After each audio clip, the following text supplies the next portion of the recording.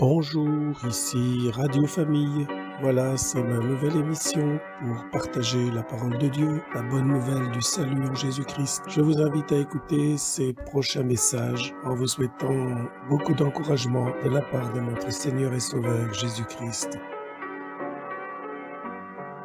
Pour continuer ma méditation sur les mondages, je viens maintenant avec le verset correspondant dans l'évangile de Jean, au chapitre 15.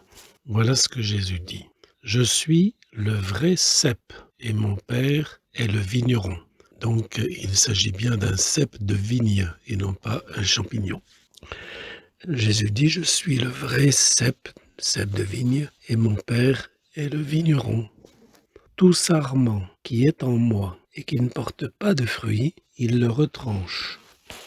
Et tout sarment qui porte du fruit, il l'émonde, afin qu'il porte encore plus de fruits.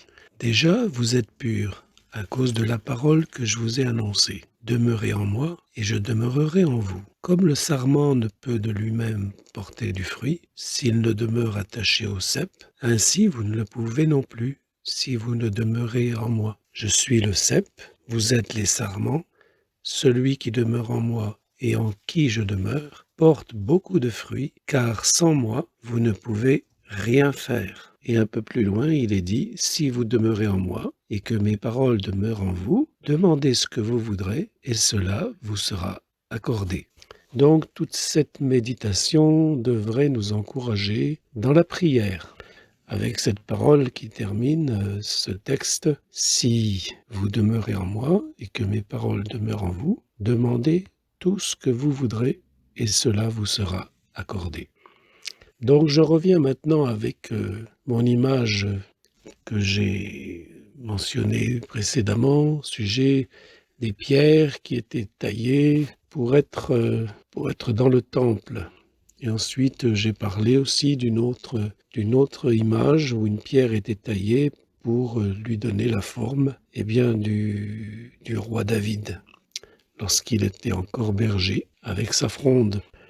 Dans cette image, avec la pierre qui était brute et qui doit être taillée, polie pour entrer dans le temple, on peut faire référence à notre vie qui, avant d'être bien transformée par le Seigneur, est plutôt rugueuse. C'est-à-dire qui s'y frotte s'y pique, comme on dit. Parfois, on a des réactions ou des comportements qui peuvent blesser autrui s'il se frotte à nous. Et le Seigneur, lui, qui dit « Je suis doux et humble de cœur », et la douceur est vraiment une caractéristique du Seigneur Jésus.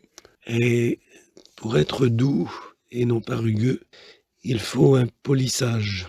Et le polissage consiste à enlever toutes les aspérités. Et donc c'est bien là le thème de ce que j'ai à vous partager et qui va nous aider, puisque nous allons découvrir comment le Seigneur agit et quel est le but. Le but n'est pas de nous détruire, mais c'est de détruire en nous ce qui n'est pas bon et ce qui fait du mal et qui peut même détruire autrui. Donc le Seigneur, il dit, voilà, je suis le cep de vigne et vous êtes les sarments de vigne. Et ensuite, il parle de deux situations pour le sarment.